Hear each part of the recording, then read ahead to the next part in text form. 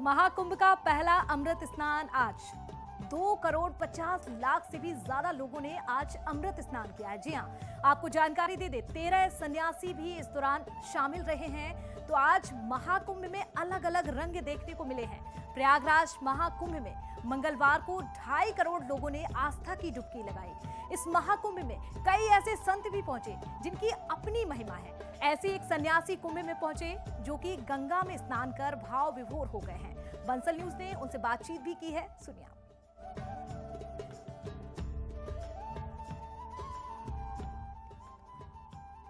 तो देखिए, महाकुंभ के अलग अलग रंग आपको दिखा रहे हैं। महाकुंभ की महाकवरेज लगातार बंसल न्यूज पर जारी है।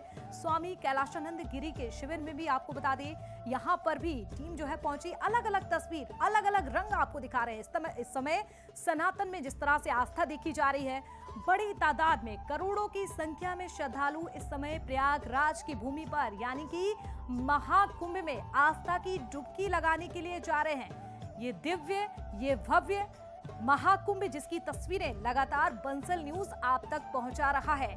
तो देखिए, महाकुंभ के दर्शन आप कर सकते हैं। या तो आप महाकुंभ यानी कि प्रयागराज की भूमि पर स्वयं जाकर कर सकते हैं, और या तो अपने घर पर बैठकर टीवी स्क्रीन पर देखकर बंसल न्यूज से ये तस्वीरें आप देख सकते हैं। तो देखिए, आज बड़ी तादाद में श्रद्धालुओं ने आस्था की डुबकी लगाई है। महाकुंभ की महाकवरेज लगातार जारी है। बंसल न्यूज प्रयागराज की भूमि से सीधे आप तक तस्वीरें पहुंचाने का प्रयास कर रहा है, ताकि आप कहीं पर भी ना जाएं, घर बैठकर महाकुंभ के रंग में सीधे आप रंग जाएं। ये तस्वीरें देखिए आप, बेहद ही खास है। महाकुंभ प्रयागराज की नगरी से ये तस्वीरें आपके सामने। आज बड़ी तादाद में श्रद्धालुओं ने आज डुबकी लगाई है, आज शाही स्नान किया है, अमृत स्नान किया है। तो देखिए, प्रयागराज महाकुंभ में मंगलवार को 2.5 करोड़ लोगों ने आस्था की डुबकी लगाई। इस महाकुंभ में कई ऐसे संत पहुंचे जिनकी अपनी महिमा है। ऐसे एक सन्यासी कुंभ में पहुंचे जो कि गंगा में स्नान कर भाव विभोर हो गए। बंसल न्यूज से बातचीत करते हुए शिवदास गिरी जी ने महाकुंभ के सच्चे अर्थों को समझाया।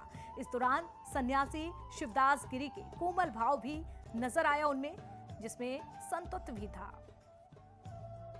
तस्वीरें हैं जब 3 संत महात्मा मेरे साथ हैं। अभी महाकुंभ का स्नान कर कर लौटे हैं। महाराज जी, कैसा रहा स्नान आपका? बहुत अच्छा, बहुत अच्छा, बहुत अच्छा। कहाँ से आए हैं आप? मैं आया हूँ त्र्यंबक से। त्र्यंबक से। लेकिन इतने सारे रुद्राक्ष गले में, इनका क्या महत्व है?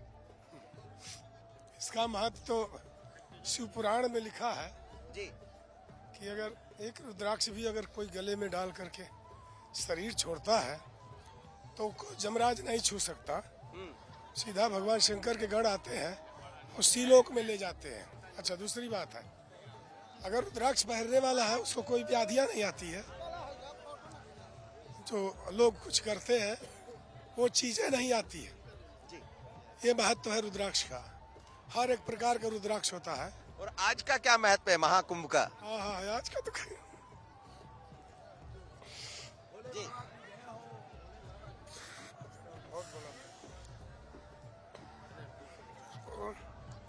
उसका वर्णन नहीं किया जाता। लेकिन आप इतने भावुक हो गए महाराज जी। महाकुंभ इतना विशाल है कि अच्छा लगा ना। इसके अंदर ऐसा फीलिंग होता है में हाजिर हो गए। इतने लोग क्यों आते हैं? क्यों? क्योंकि कुछ है नहीं। कोई को बोलोगे कि चलो, नहीं आ सकते। लेकिन इनका महत्व है, महापर्व है ये।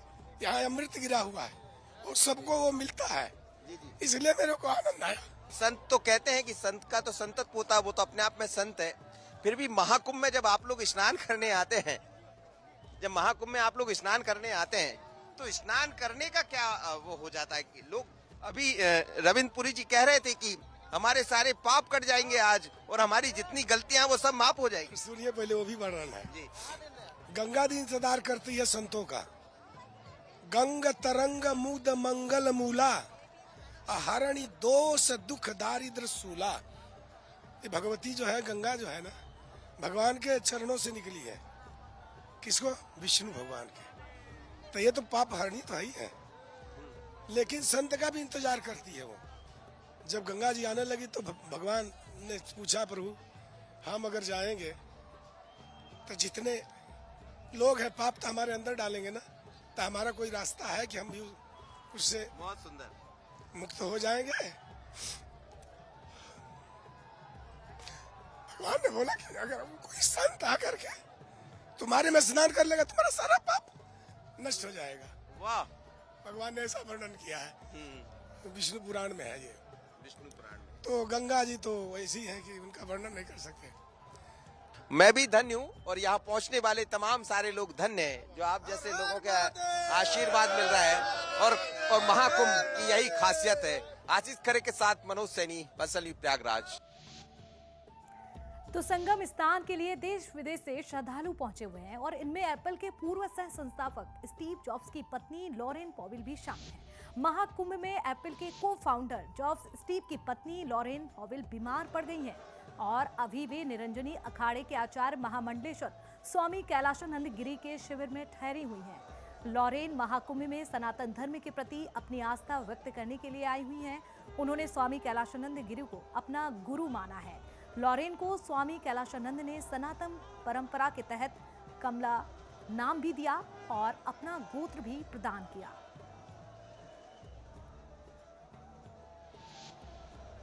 वो उसको स्नान करना है, वो मेरे शिविर में है अभी।